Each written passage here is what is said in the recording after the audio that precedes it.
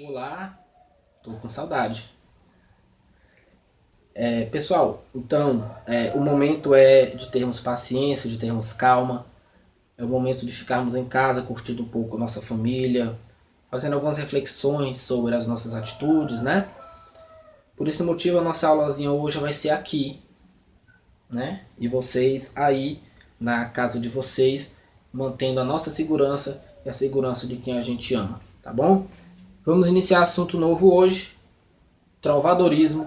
Vamos falar de literatura portuguesa, tá? Preparei esse slidezinho aqui para vocês com muito carinho. Vou ser bem breve, tá bom? Para o vídeo não ficar longo, não ficar cansativo para vocês. Espero que vocês gostem. A história da literatura portuguesa, tal qual conhecemos hoje, tem início em meados do século XII, quando Portugal se constitui como um estado independente. Tá? Então o contexto histórico é esse. Lembrando, pessoal, é muito importante, antes de iniciar o estudo sobre qualquer escola literária, qualquer que seja ela, temos que ter conhecimento do contexto histórico. Porque como eu falei para vocês já, né?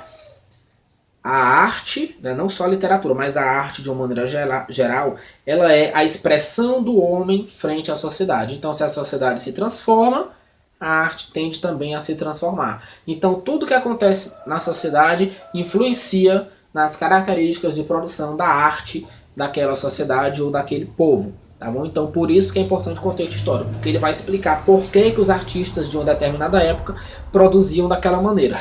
Tá bom?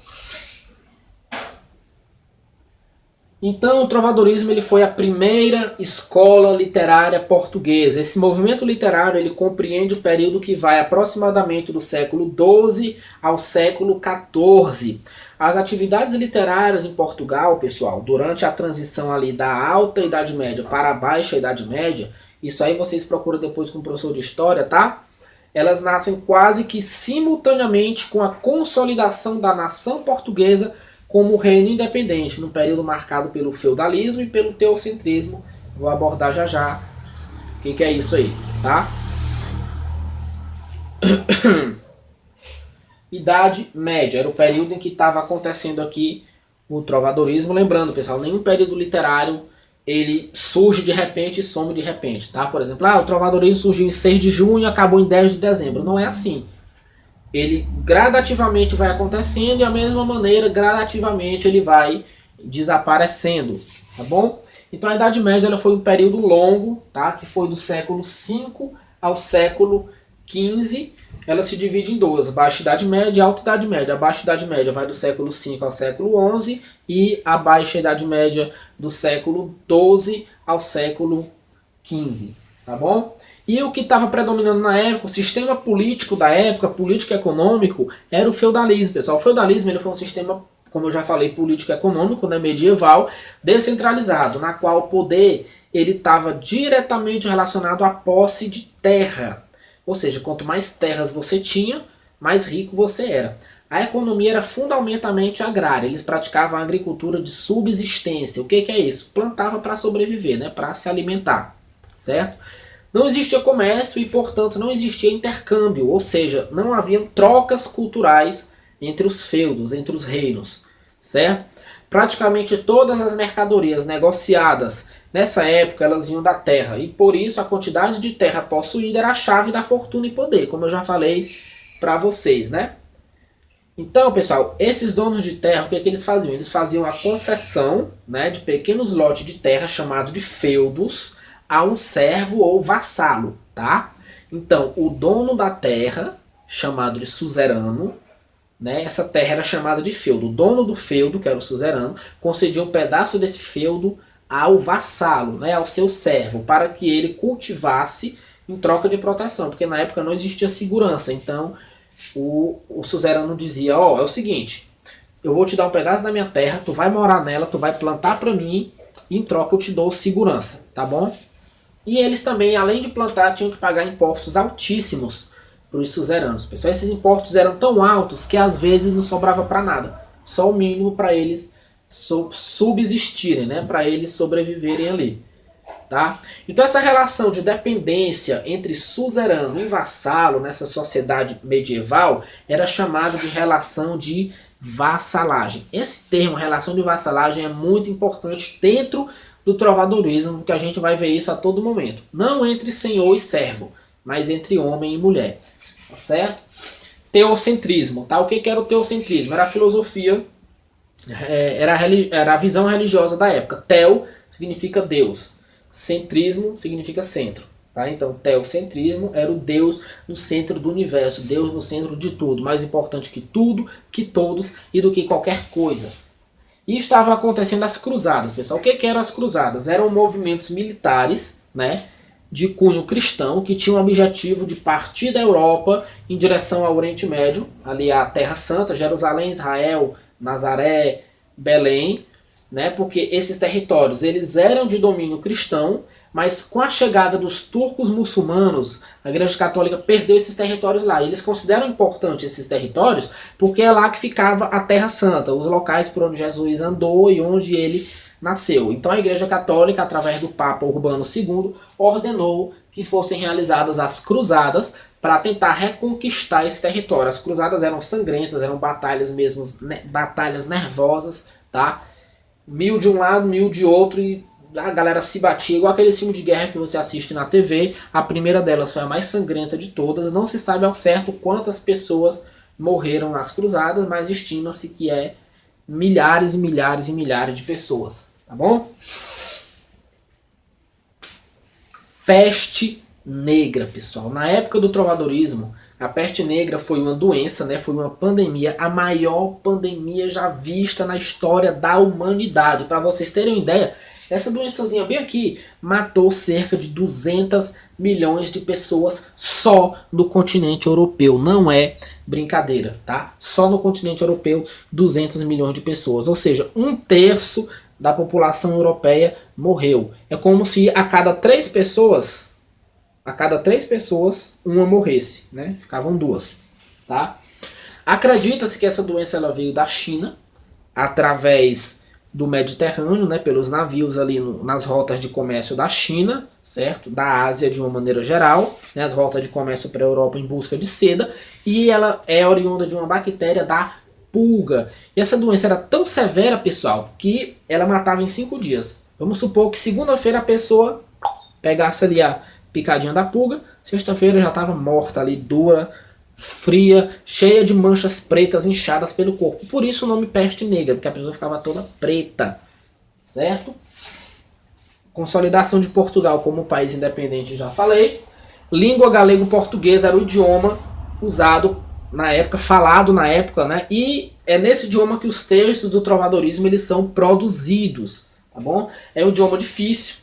Muitas vezes a gente precisa de traduções já prontas ou de dicionários para entender os textos, mas a gente vai ver nas nossas aulinhas presenciais um pouco mais sobre o galego português. Tá? E a Igreja Católica dominava a Europa, era a instituição mais forte da Europa. Eu vou falar sobre ela depois. Eu quero mostrar para vocês agora aqui, ó, essa gravura aqui, né? Acredito que seja uma gravura medieval, mostrando aqui 2 pessoas doentes com a peste negra. Então elas ficavam com essas manchas aqui pelo corpo, né? A mancha era preta, tá? Aqui é porque tá vermelho, mas era preto, ok? Essas manchas eram chamadas de bubões, por isso que a doença era conhecida também como peste bubônica. E ali o cara rezando, né? Meu Deus, ó, salve aqui essas pessoas que estão com esta peste, né? Na época não se produzia ciência nem medicina, eu vou explicar daqui a pouco para vocês. Eu quero mostrar aqui, ó, a pirâmide social medieval, né? Na base dessa pirâmide tinha a ralé, os pobres, servos camponeses e soldados. Acima deles, um grupo chamado de baixa nobreza, senhores feudais, bispos e cardeais, né? Eram cargos ali mais baixos da Igreja Católica. Acima da baixa nobreza tem a alta nobreza e o Papa, pessoal, que era a figura mais importante da Igreja Católica, certo? E acima deles o rei. Só que a Igreja Católica, teoricamente, ela está aqui, né, abaixo do rei, mas na prática ela está em cima, porque o rei só poderia agir de acordo com o que a Igreja Católica dissesse. Então, de certa forma, era ela que acabava reinando. E o rei era uma figura apenas simbólica que estava ali para dizer que estava e pronto, certo?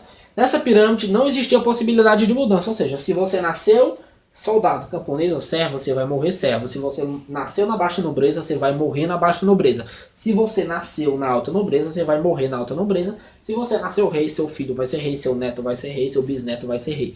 Não podia mudar. Quem nasceu aqui jamais poderia subir para uma dessas três aqui. Tá certo? Já volto. É porque eu tinha gravado o vídeo antes, aí quando eu fui olhar, não tinha gravado, né? Tô fazendo de novo aqui, tá? Sou jumento. Vamos falar um pouco sobre a Igreja Católica, lembrando, aqui a gente não está falando de religião nem da instituição Igreja Católica, estamos falando de pessoas, né? O comportamento das pessoas na época, tá bom? Respeitando todas as crenças, todos os credos, todos os dogmas, todas as maneiras de pensar. Teocentrismo, Deus perfeito e superior, e o homem imperfeito e pecador. Isso aí só foi mudar lá no Renascimento, quando o homem passou a ser o centro de tudo, né? O antropocentrismo, ok? A igreja era a instituição mais poderosa da Europa, né? Ela era dona de cerca de 2/3 de todas as terras da Europa, pessoal, era muita riqueza. É como se eu pegasse Parnaíba, aqui, né? Dividisse ela em 3 pedaços e ficasse com 2. Riqueza demais, já pensou? E a escrita e a leitura, ela era praticada somente nos mosteiros, pessoal. As camadas baixas ali da sociedade não podiam ler, não tinham acesso à leitura. Aí ficava fácil, né? O domínio, a alienação. Porque o cara chegava, ó, eu sei ler. Na Bíblia tá dizendo isso aqui. Às vezes nem tava, o cara que inventava, né? Tá dizendo isso aqui. A pessoa não sabia ler, acreditava que ali realmente estava dizendo aquilo. E a ciência? Por que eu coloquei 3 pontos de interrogação? Porque não existia. Foi nessa época que foi criada a Santa Inquisição, para perseguir os hereges. Quem eram os hereges? Aquelas pessoas que iam de encontro, né, com o que a Igreja Católica dizia. Ó, a Igreja Católica diz que não pode fazer isso, mas você fez, então você vai ser condenado pelo Tribunal da Santa Inquisição. Era muita tortura, pessoal. Aí amarrava as pessoas em cavalos, rasgavam ela ao meio, queimavam vivas na fogueira, empalavam. Não vou dizer o que é empalamento, porque pesquisem aí no Google, tá? Não vou dizer o que é, porque tem palavrão no meio, tá?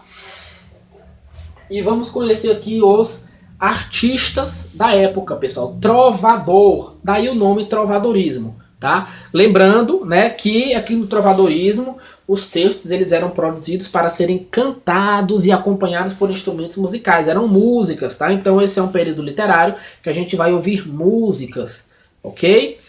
O trovador ele era compositor, cantor, instrumentista, membro da alta nobreza e não recebia pagamento por suas apresentações porque ele já era rico. Né? Ele era um galã, ele era o cara que chegava e encantava ali a todos, né? O trovador. Abaixo do trovador nós temos o jogral. O jogral não era da alta nobreza, ele era um pouquinho mais pobre, um pouquinho mais liso que ele. Era um compositor e cantor que recebia pagamentos por suas apresentações. E o segrel era um nobre em decadência, né? Ou seja, o segrel era alguém da alta nobreza que estava ficando liso, né? E ele também cantava em troca de dinheiro junto com o jogral, ou seja, eles faziam dupla, né? Dupla ali de sertanejo. Me perdoe se eu estiver ofendendo o trovadorismo chamando de sertanejo, tá? Então era dupla, jogral e segrel, né? Eles iam se apresentar ali nas cortes, tá bom? Em troca de grana, eles precisavam se alimentar, né? Abaixo deles nós temos aqui o menestrel, pessoal. O menestrel ele era um cantor que ele servia a uma determinada corte. É como se ele fosse contratado. Pronto, o Roberto Carlos, né? Roberto Carlos ele se apresenta só onde? Na Globo, tá? Então é como se o menestrel fosse o Roberto Carlos hoje, tá? Então aqui o rei não ia lá e dizia, cara, eu quero te pagar para você cantar só pra mim. Aí ele meio que contratava ele e ele ficava cantando só naquele reino, não poderia se apresentar em outro. E existiam as jogralescas e soldadeiras, que eram moças, né, muito bonitas, que acompanhavam os artistas cantando, dançando e tocando castanholas, pessoal. Castanhola era aquele instrumentozinho que você fica batendo assim, né? Né? Castanholas, tá? E elas eram as backing vocals, tá? O cara cantava, elas cantavam no fundo também. Então nossa aula de hoje foi essa, espero que tenha ficado tudo claro, espero que você tenha gostado. Se você ficou com dúvida, mande sua dúvida aí no grupo, né? Elogios, reclamações e sugestões, mande no grupo, não mande no meu privado, que você vai ficar no vácuo, tô avisando. Até a próxima aula, é isso aí, tchau!